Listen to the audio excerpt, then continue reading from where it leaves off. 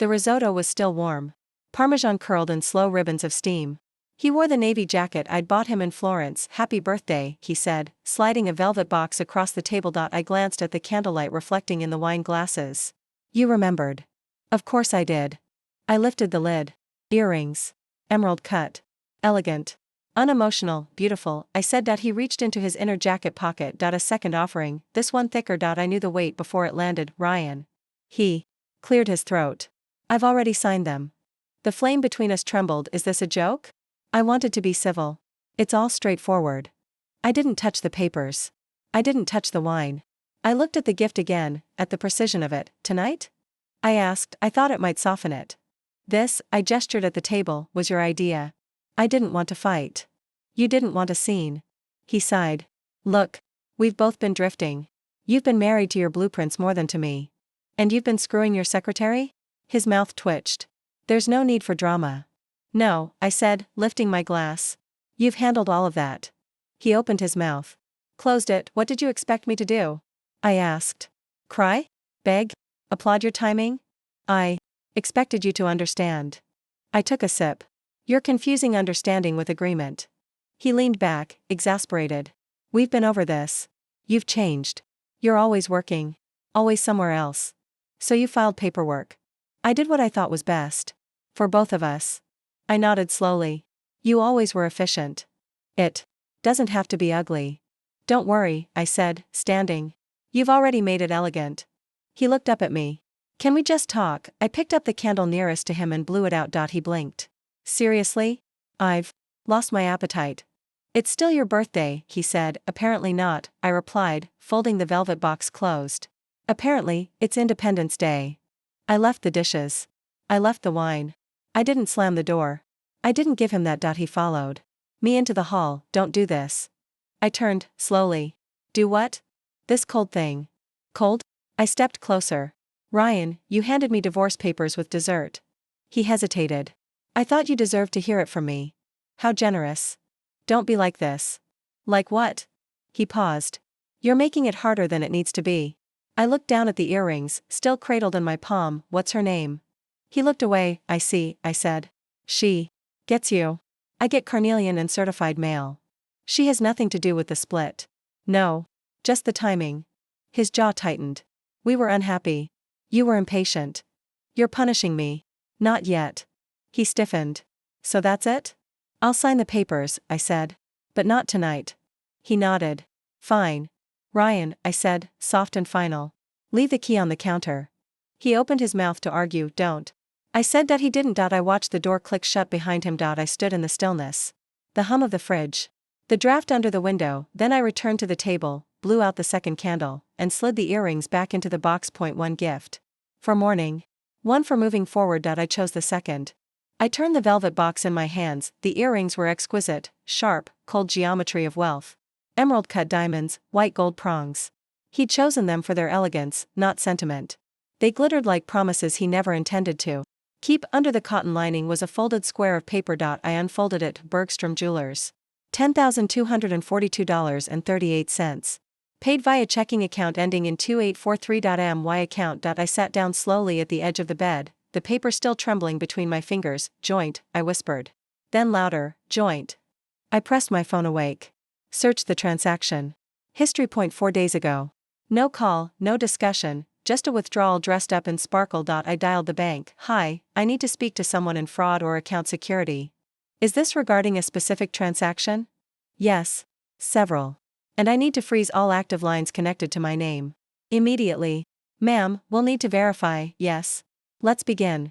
It took 27 minutes. By the end. The voice on the other end had grown colder. "Your signature is on the account agreement." "But he initiated the transaction." "You didn't authorize it." "No, you'll need to file a claim. We'll mark the account as contested." "Do you want to remove him from the joint?" "Yes." "Freeze the card. Flag any activity above $50. I want everything logged." "Yes, ma'am." "And transfer my personal funds to my private savings." "You'll need to sign a form at a local branch." "I'll be there at 9:01. He called at 10:17. "Hey, Ryan. I figured you'd need to talk." "About the earrings?" "They were a gift. With my money." He paused. "It was a shared account." No longer. Wait. What did you do? You paid for my birthday gift with funds I earned. I deposited too. You billed them against my name. You make more than I do, he said. That's not an excuse. It's an admission. He huffed. You're being dramatic. No. I'm being thorough. I didn't think you'd care. You didn't think I'd notice. Jesus, it's just money. No, Ryan. It's math. It's trust. It's the receipt you left like a fingerprint. I'm entitled to half. Not anymore. The account is locked. You can't just, I did. You're punishing me for leaving. I'm protecting myself from theft. He exhaled. Unbelievable. Yes, you are. You're turning this into war. No, Ryan. You started with jewelry. I answered with a signature. Then what, huh? You'll bleed me out? No. I'll hold what's mine. And you'll remember that you gave away more than a marriage. A long pause. I thought we could do this clean. You thought wrong. Can we at least meet? No, you deserve what you bought. And nothing more. I ended the call, then I placed the earrings back in their box, closed the lid, and wrote the word return in black marker across the velvet top. It was a coincidence. Maybe I turned left instead of right because the sun cut across the windshield like a blade. I ended up on Kessler Street, and there it was. The house sat quiet, weathered but proud. The porch rail still sagged where he said he'd fallen chasing a dog. The window on the top floor still had the crooked shutter his father never fixed. The sign was small. Black and white. Tucked low like it didn't want attention. For sale. I slowed. Rolled to the curb. My hand stayed on the wheel. He used to talk about that staircase like it was scripture. She sat right there, he'd say, pointing at the base step in old photos. My mom, every morning. Coffee. Same mug. Even after they lost the second job.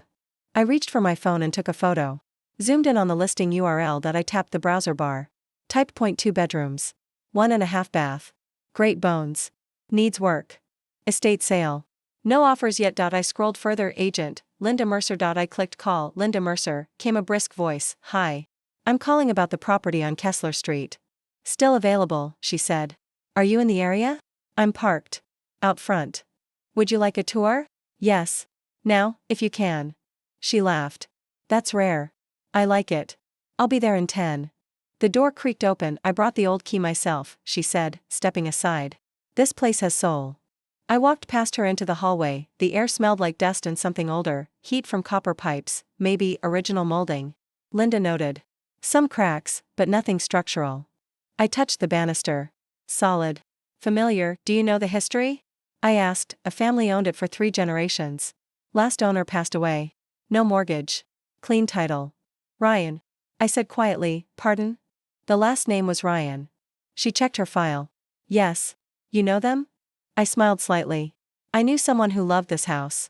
Well, that's something. Are you interested? Yes. Are you thinking of renovating? Renting? Living here? I looked up the stairs. Owning. Back. Outside. She clicked the lockbox closed. I can email the disclosure packet tonight. I'll need the full inspection too. It's in there. No surprises. Just age. I've handled older things. She grinned. It's priced to move. I nodded. It will. Cash offer would get attention. I met her eyes. It will be. Name for the documents? I hesitated, just a beat. Catherine Lynn. She blinked. That's not what your phone ID said. I go by middle name now. Clean break. She didn't press. Well, Catherine Lynn, I look forward to working with you. So do I. I watched her car pull away, then I turned back to the house, and I imagined him standing there. Age 6. A scraped knee. A juice box. He'd called it sacred. He'd said it made him, now it would remake me. Elise didn't bother with small talk. She opened the folder, skimmed the first page, and said, he's banking on emotional paralysis. I watched her eyes. Sharp. Unblinking. Too bad you're not fragile, she added. I used to be, I said. He just didn't notice when I stopped. She flipped to the asset list. This clause here, he wants to keep the condo and the lake membership. Yes. But not the taxes that come with them. Correct. She circled something. With a black pen. Classic Ryan.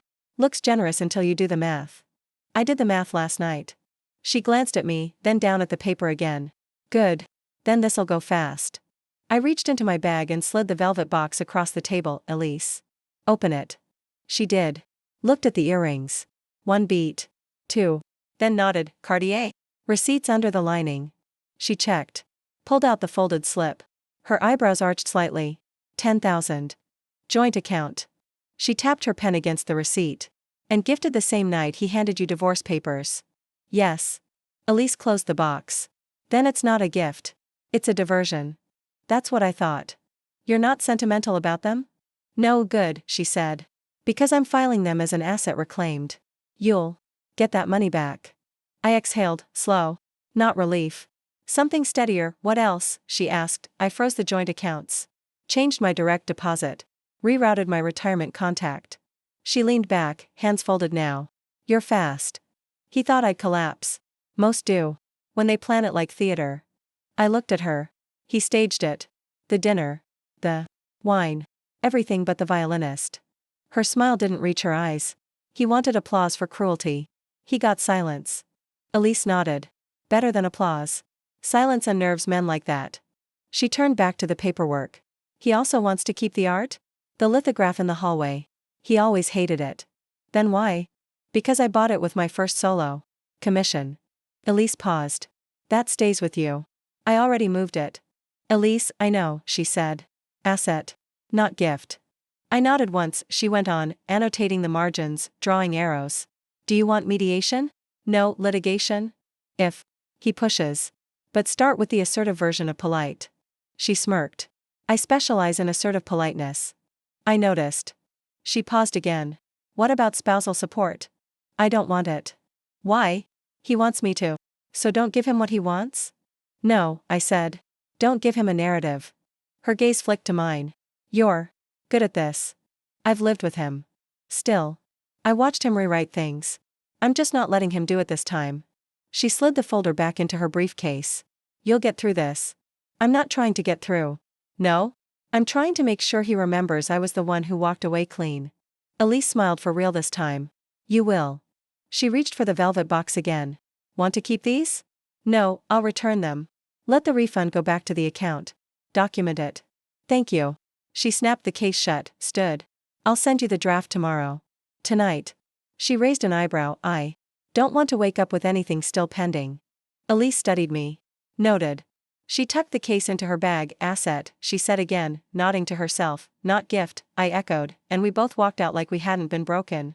She unlocked the door with a clatter and pushed it open too wide. Original molding, the realtor said. Pre-war, untouched. The last owner, I know. She blinked. You've been here before? No, I said. He has. We stepped inside. The air had a quiet memory to it, drywall dust, varnish, maybe some mothball ghosts still haunting the corners. The floor creaked beneath my foot. That one? I didn't flinch, of course, the floors will need refinishing, but, that sound, I said. Leave it. She tilted her head. You want to preserve the creak? I do. She hesitated. Okay. I walked ahead of her. The walls were off-white and slightly uneven. A framed photo still hung by a rusted nail in the hallway, someone's dog, frozen in sepia. I didn't look too long. The furnace is new, she offered quickly, following. Updated HVAC. Big cost savings. I stepped into the kitchen. The same yellow tile Ryan once described. His mother hated it, but never changed it. She said it held the light better in winter. The tile's original too, the agent said. Some buyers love that. I'll keep it. Her clipboard wavered slightly. Right. Great. I opened a cabinet. It smelled of time. Closed it. You're not going to look upstairs? No. She frowned. The master has a view of, I know the view. She watched me for a second too long. Most people, I'm not most people. Right. I turned in a slow circle, eyes sweeping the kitchen, the arched doorway, the plaster crack above the light switch. Do you want to see the basement? No, she gave a small, forced smile. You're direct. I met her eyes. I already know. Know what? How the house breathes. She was quiet. Then, well, okay. We can move to paperwork if I'll take it. She looked startled. But, I'll take it. We haven't discussed price. I named it. She blinked again. That's the asking. I know. No counter? No need. She glanced down at her folder, flipping a tab. You don't want contingencies? No inspection. No financing delay. I'll wire the deposit today. Wow. Is that a problem? No. Just, unexpected. She adjusted her blazer, clearing her throat. It's rare to have someone so certain? She nodded. I looked around once more, then back at her. I don't need upstairs. She laughed nervously. Most buyers fall in love with the upstairs. That's where the magic is. I stepped past her toward the front door. I'm not here for magic. Outside, the lawn was still patchy. The same birdbath sat crooked near the porch, rusted at the base. I could hear the buzz of traffic beyond the trees. It was just enough noise to keep you grounded, the agent caught up. Do you want me to schedule a closing date? As soon as possible. We usually make it work. I can try for Friday. Try harder. She hesitated. Is this sentimental? I turned to her. No, it feels personal. It's private. She nodded quickly. Of course. We stood in silence. Finally, she said, he'll never know, will he? I didn't answer. She checked her folder again. Okay then. I'll have the contract couriered this evening. I held her gaze. Use a discreet service. I will. I don't want my name on any online databases until after close. I can mask it through trust language. Do. The wind tugged at a shutter. It clattered once, just enough to break the stillness. She followed my eyes. That'll need to be replaced. No, I said. Leave it. The agent exhaled lightly. You're unlike any buyer I've met. I stepped back onto the cracked path toward my car. I'm not buying, I said. She frowned. Sorry? I'm reclaiming. And I got in, closed the door, and didn't look back. The screen lit up at 11:52 p.m. Ryan, let's be adults about this. No pettiness. I stared at the message. The punctuation was what caught me, the period. Final. Pretending he was reasonable. I didn't respond. At 12:07, another text arrived. Ryan. You're better than this. That was projection. He always believed his manipulations were elevated strategy, not impulse. I turned the phone face down on the kitchen table and let the silence steep. By morning, a new number buzzed in. Samantha. Hi. This is Sam. Ryan's sister. Can we talk? No salutation. No question mark. Samantha, why are you buying that house? There it was. I took my coffee to the window. Steam curled.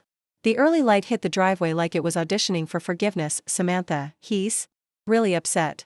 I imagined her, barefoot in some condo kitchen, typing fast, defending the last family myth. She sent a fourth one. Samantha, if this is about the divorce, you should talk to him directly. I put the phone down. I didn't need to engage. I didn't need to soothe. At noon, Elise called. Are you okay? Yes. He texted me too. Something about aggressive behavior. I archived it. Good. He's spiraling, she said. That house was for sale. Correct. That's all. I heard her exhale. You don't owe me clarification. Just be ready for the next move. He's not subtle. No. He's dramatic. I'm not. That's why you'll win. We hung up. I scrolled back through Sam's texts and selected none of them. No reply. No reaction. An hour later, another buzz. Samantha, I just want to understand. She didn't. She wanted control. I left the phone on silent. At 4:15, Ryan tried again. Ryan, you always twist things. He was unraveling. I could hear it between the characters. Ryan, that house means something. So did my birthday. So did a decade. So did honesty. At 5:30, Elise forwarded a message from his attorney. Subject, unusual asset activity. I texted her directly. Me, no reply. Elise, correct.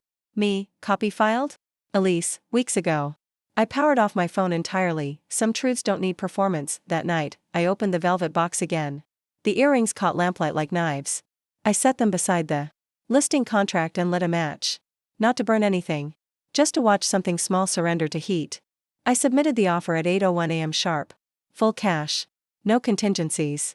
Shortest closing legally allowed. No room for argument. Just numbers, typed clean. The phone rang before I could close the tab. Hi, this is Camille, your agent, she said. Voice tight with surprise. I just saw the email. Is that correct? It is. You're offering full asking, no contingencies, and closing in 10 days? Yes. A pause. I heard paper rustle. We usually advise inspections. Even on sentimental buys. I don't need an inspection. You're confident. I was born ready. She laughed. That's a line. Not mine. She hesitated. Can I ask, do you know the sellers? I know the story. Right. She cleared her throat. I'll call them. They'll say yes, but I'll call. I ended the call. The screen showed my name under the document title. My bank wire confirmation sat in my inbox. Everything was lined up, the way he used to plan. His birthdays, the way he planned my divorce. I walked to the window. Kessler Street lived somewhere behind the oak line. You couldn't see it from here, not really, but I could feel it. As if proximity meant possession, the phone rang again. Hello? They accepted. Of course they did. Camille exhaled. You move fast. No one benefits from delay. You don't need financing? No, inspection waiver is locked. Deposit is wired. You just bought a house. I know. Congratulations. Thank you. She lowered her voice.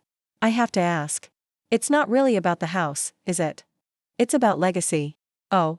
That shut her up. Call me with the closing packet, I said. I'll drive it over myself. When the line clicked off, I sat with the echo. The house was mine. The creaking staircase. The dent in the doorframe from Ryan's childhood bicycle. The faded fence he once painted blue at 10 years old. He called that staircase sacred. I would walk it barefoot. The phone buzzed again. Camille, texting Camille. They're asking if you'd like to leave a letter for the sellers. Some buyers do. I typed back. Me, tell them this was personal. But it's finished. No emoji. No closing line. A minute later, a thumbs up appeared. I leaned back in my chair. The velvet earrings lay in a tray on the shelf. Valued. Itemized. Declared. Not a gift. Camille called once more that afternoon, just after lunch. They wanted me to tell you, she said carefully, the house meant a lot to them. It meant a lot to him too. Him, Ryan, their son. I heard her inhale. They didn't know, now they do. Silence. Do you want me to soften that? No, okay. This isn't revenge, I said. It's clarity. I believe you. But she didn't. Not entirely. I didn't need her to. I opened the closet and stared at the space where his suits used to hang. Dust outlines on hangers. One shoe left behind, brown leather, scuffed at the toe. He took the stereo, the bar cart, the first edition Hemingway. He left a wrinkled t-shirt. From college and a broken umbrella, symbolic, Elise said when I texted her the photo. I replied with a single word, typical. Packing was methodical. Each drawer folded into itself. I labeled the boxes not by room, but by weight, light, medium, carry myself, leave behind. The linen closet held the quilt his mother sent our first Christmas. Still in the plastic.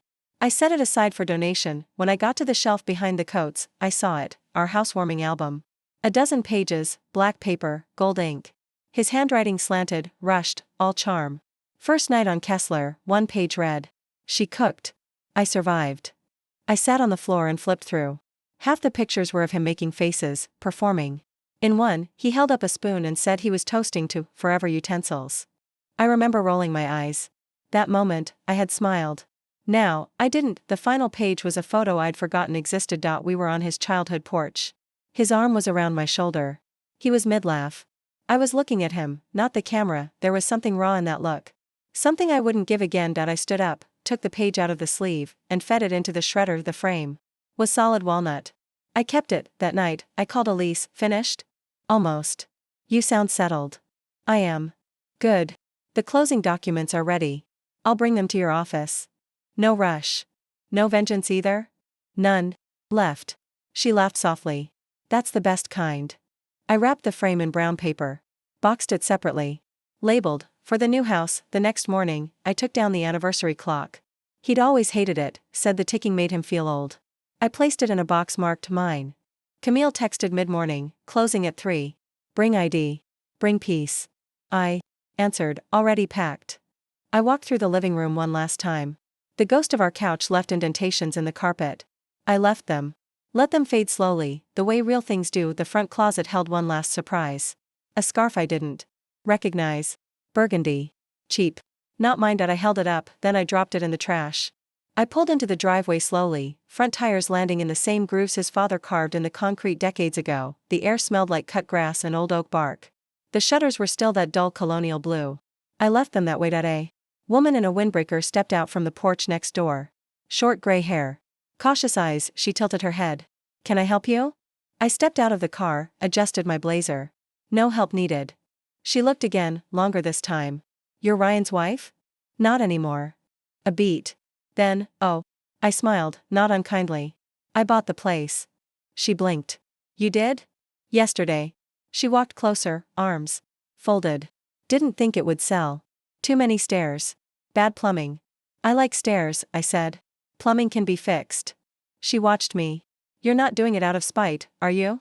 I looked up at the porch. Would it matter? She didn't answer. But she didn't walk away either. I remember when he was little, she said finally. Used to race his bike down that slope. Broke his wrist once. 3rd grade. I said. He told that story 100 times. Her gaze sharpened. You knew the family? I married it. Ah. We stood quietly for a second. He brought you here once, didn't he? She asked. I nodded. He laughed a lot that day. I remember. She studied my face. He always said he'd buy it back someday. Well, I said, he was half right. She exhaled, a mix of amusement and unease. Guess we'll be neighbors. Guess so. A dog barked in the distance. A screen door slammed 3 houses down. She squinted toward the porch. You planning to paint? Eventually. She paused. The porch light's been busted since his parents moved. You'll want to fix that before it gets dark. I will. You'll find old tools in the shed, probably rusted. His dad never threw things out. I'm not here to preserve it, I said. I'm here to live in it. She nodded slowly. Then welcome back. Thank you. She turned to go, then stopped. If he comes around, he won't. She hesitated. Still, if he does? I'll ask him to use the side entrance. She gave a short laugh and walked off. I climbed the steps slowly. The wood creaked the way it used to in his stories inside. The light cut through the old curtains and slanted strips. The floor still bore the faded imprint of their couch. I stood where he said he once built a fort out of cushions. I stayed there a moment, not to remember him, but to remember me, watching him tell it like he mattered more than the story. I turned the knob to the kitchen. It stuck a little.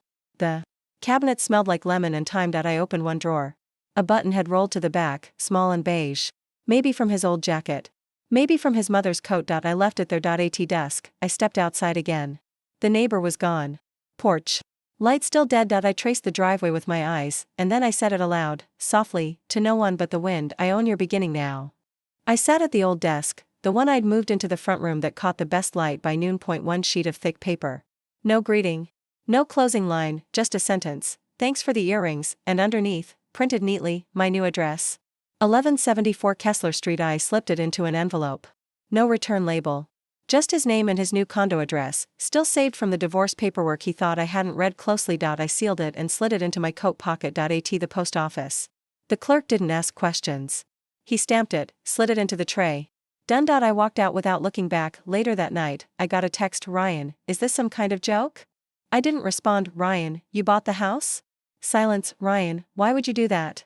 Because I could. I set my phone face down. The next morning, another. Ryan, seriously. What are you trying to prove? I made coffee. Ryan, this is petty. Sad, really. I opened the window. Ryan, say something. I didn't. That evening, he called. I let it go to voicemail. His voice was tight. Look, I don't know what you think this accomplishes, but it's not impressive. You think sending that note makes you powerful? You don't even belong in that house. You're clinging to something that never belonged to you. I saved the voicemail. The next day, the doorbell rang. Mid-afternoon. I was painting the back hallway, through the peephole. Ryan. I waited until he rang twice more. Then I opened it. Hi, I said. He blinked. You look settled? He didn't answer. Just looked past me, into the house. You didn't waste time, he said. Neither did you. He shifted. That letter was unnecessary. You opened it. You knew I would. I didn't argue. You think this is revenge? He asked. No, then what is it? Reclamation. He stared at me like he didn't recognize my face. You think living here makes you what, stronger? Smarter? No. Just finished. He exhaled, something between a scoff and a sigh. God. You're cold. Colder than divorce papers on my birthday? His jaw tightened. I bought the house with cash, by the way, I added. Didn't use the account you drained. He flinched slightly. It was a mutual account. You made it unilateral. He looked around again, scanning what little he could see. You painted. Yes. And that creak on the porch step? Still there. He looked down. I remember you once said you felt safest here, I said. That it was the only place that made you feel real. That was a long time ago. Not long enough to forget. He shoved his hands in his pockets. You mailed that letter just to get a rise out of me. No. I mailed it to make a point. Which is? I tilted my head. That I always land on my feet. His mouth tightened. Well, congratulations. I don't need it. He turned to go, then paused. You kept the earrings? No, sold them. No, he turned back. Then? I turned them into equity. He stared at me. Jesus. I smiled faintly. Tell your next lawyer to check the gift laws in the state. He didn't laugh. You were never this calculating. I met his eyes. You were never this careless. He lingered one more beat, then walked away. I closed the door gently. The creak echoed, steady as ever. The sun crept across the tile floor like it had always known where to land. I sat in the corner chair with my legs folded beneath me, both hands around a mug that had survived every move, every version of my life. No music. No phone. No one to impress, just light. The faucet dripped, steady and faint. I let it. I heard a knock on the side door, soft, unsure. I didn't move at first, then again. 3 slow taps. I rose and opened it. Ryan stood there, less composed than I'd ever seen him. Hoodie instead of a blazer. A crease in his brow that wasn't calculated. I was driving by, he said. I looked behind him. No car in sight. I didn't expect you to answer. Yet here we are. He shifted. I thought maybe you'd want to talk. About? This house. Everything. I leaned on the frame. It's not about the house, Ryan. I know. But it's strange. What is? That you're here. That you're still so calm. Would you prefer I be wrecked? No. He exhaled. You always surprised me at the worst times. I didn't plan this to hurt you. I didn't say it hurt. I let silence stretch. He stepped inside without asking. Same kitchen. Same windows. I stayed near the door. You used to describe the morning light here. Like it was sacred. It was. I gestured around us. Still is. He looked down. You've barely changed it. Some things don't need changing. He reached toward the wall, his fingers brushing the spot where his height was marked in pencil. She'd stand me here every birthday, he said. Even after I stopped growing. I remember. He looked at me. Why this house? You know why. Because it meant something. To you. And now, to me. Was this the plan all along? No. But it became one. He ran a hand through his hair. I was an ass. Yes. I was cruel. You were cowardly. He nodded once. I don't even know what I thought I'd gain. A cleaner ending. But you weren't messy. No, I said. I made sure not to be. I thought you'd scream, he said. You would have preferred that. Maybe. I don't perform grief on cue. He walked slowly toward the window. I saw your letter. I know. It stung. I intended clarity, not cruelty. Well, it landed as both. I took a sip of coffee. Then it was accurate. He turned. Do you hate me? No, why not? Because hate would mean you still take up space inside me. He blinked. I emptied that room.